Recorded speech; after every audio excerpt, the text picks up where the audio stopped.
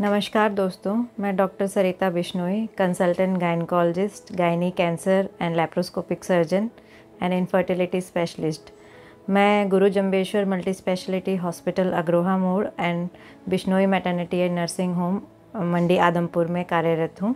और आज हम जिस टॉपिक के बारे में बात करेंगे वो है पॉलीसिस्टिक ओवेरियन डिजीज़ या पॉलीसिस्टिक ओवेरियन सिंड्रोम। ये जो समस्या है ये आमतौर पर जिस एज ग्रुप में पाई जाती है उसमें 20 से 40 वर्ष की महिलाएं या फिर किशोरी या यंग एज की जो विमेंस होती है उनमें ये बहुत कॉमन समस्या है। ये बेसिकली हमारे शरीर में कुछ हार्मोनल इम्बैलेंस की वजह से ये प्रॉब्लम होती है, जिसमें बॉडी में एक्सेस में हमारे शरीर में एक एंड्रोजन नाम का हार्मोन होता है, उसकी अधिकता की होने की वजह से जो अंडेदानी होती है वो हमारी ठीक से काम नहीं करती है। उस वजह से कई प्रकार के लक्षण इस बीमारी में पाए जाते हैं, जिसमें मेन जो मुख्य लक्षण इस बीमारी के होते हैं वो ये होते हैं कि एक तो माहवारी की समय पर नहीं आना। माहवारी 35 दिनों से अधिक दिन पर जब भी आती है तो हम उसको माहवारी को अनियमित माहवारी मानते हैं, या फिर माहवारी कंप्लीटली बंद हो जाना, 6 महीने तक माहवारी ना आ पाना, इस तरह के लक्षण इस बीमारी में पाए जाते हैं। इसके अलावा जो मेन इसके सिम्टम्स है, चेहरे पर मुहासे आना, एक हार्ड मेल पैटर्न के जो हेयर है वो चेहरे पे अधिकता में बाल आना, अपर लिप्स की जगह पे, चिन पे, ब्रेस्ट पे, एब्डोमेन पे, हर्सुटिज्म जिसे कहते हैं, उस तरह के बाल अधिकता में महिलाओं में जब आ जाते हैं तो ये इस बीमारी का एक लक्षण होता है।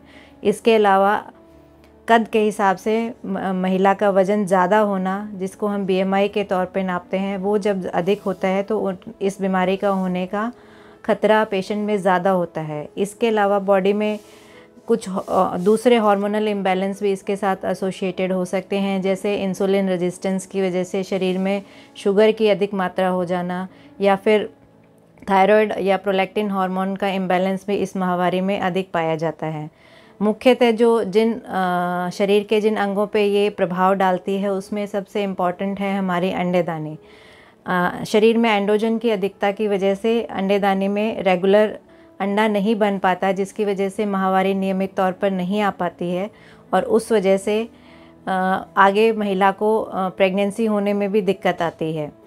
तो इस माहवारी जो बीमारी का मेन ट्रीटमेंट होता है, उसके लिए सबसे पहले हम कुछ बेसिक मरीज़ के टेस्ट करवाते हैं, जिसमें हम अल्ट्रासाउंड देखते हैं। अल्ट्रासाउंड में जो इसके मेन लक्षण होते हैं वो ये हैं कि अंडेदानी में बहुत छोटी छोटी पानी की गांठें जैसे अंडे दिखाई देते हैं, और नॉर्मल ओव्यूलेशन नहीं हो पाता अल्ट्रासाउंड के दौरान जब हम देखते हैं। तो दूसरा, बॉडी में कुछ हार्मोन्स हमें बढ़े हुए मिलेंगे, जैसे कि LH FSH का रेशो हमें इंक्रीज़ मिलेगा, या फिर इंसुलिन का लेवल ज़्यादा मिलेगा, ग्लूकोज ज़्यादा मिलेगा। इस तरह के टेस्ट हम इसमें करवाते हैं।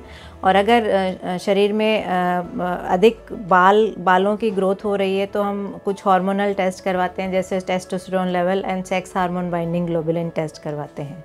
और जो इसका इलाज रहता है उसमें सबसे ज़रूरी जो आज के टाइम का जो ज़रूरत है वो ये है कि हमें अपनी रूटीन जो दिनचर्या है उसमें बदलाव करना, क्योंकि दवाइयों से अधिक जो इस चीज़ का ट्रीटमेंट है वो हमारे रूटीन दिनचर्या में बदलाव करने से है। जो आज का हमारा लाइफस्टाइल है कि फ़ास्ट फूड, जंक फूड, इस तरह की चीज़ें अधिकता में लेना, और एक्सरसाइज या regular routine house hold activities का कम होना, जिसकी वजह से अधिक मोटापा होना और ये प्रॉब्लम ज़्यादा से ज़्यादा बढ़ रही है।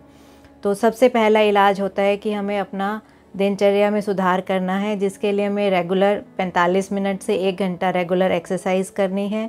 एक्सरसाइज में आप कोई भी एक्सरसाइज, जैसे वॉकिंग है, जॉगिंग है, साइकिलिंग, कोई भी जो आप अपने सुविधा के हिसाब से कर सकते हैं वो आपको करनी चाहिए। दूसरा, अपने खान पान में बदलाव लाना। खान पान में आपको अधिक शुगर वाली चीज़ें का लेने से बचाव करना चाहिए। इसके अलावा junk food, fast food, pizza, burger, इस तरह का जो खाना है उससे बचाव करना चाहिए, क्योंकि ये हमारे शरीर में मोटापे को बढ़ावा देते हैं, और मोटापे की वजह से एंड्रोजन लेवल बढ़ता है और ये PCOD की प्रॉब्लम होती है। दूसरा, जो इसका इलाज है वो मरीज़ के सिम्टम्स पे डिपेंड करता है कि मरीज़ को मेन प्रॉब्लम क्या है। मरीज़ को माहवारी की अनियमितता है, मरीज़ को हर्सुटिज़म है या मरीज़ को इनफर्टिलिटी है, उसके अकॉर्डिंग हम पेशेंट को ट्रीटमेंट देते हैं। अगर मरीज़ को सिर्फ अपनी माहवारी की नियमितता चाहिए तो हम उसको ओरल कॉन्ट्रासेप्टिव पिल्स जो कहते हैं वो प्रेस्क्राइब करते हैं और साथ में कुछ सप्लीमेंट्स देते हैं, जैसे शुगर रेगुलर करने के लिए। और अगर मरीज़ को प्रेगनेंसी होने में प्रॉब्लम आ रही है तो हम गायनेकोलॉजिस्ट जो होता है वो उनको अंडा बनने के लिए मेडिसिन देता है और साथ में कुछ सप्लीमेंट्स देते हैं। और अगर मरीज़ को हर्सुटिज़म है तो हम एंटी एंड्रोजन्स या फिर लेज़र थेरेपी वगैरह उसके अकॉर्डिंगली एडवाइस करते हैं।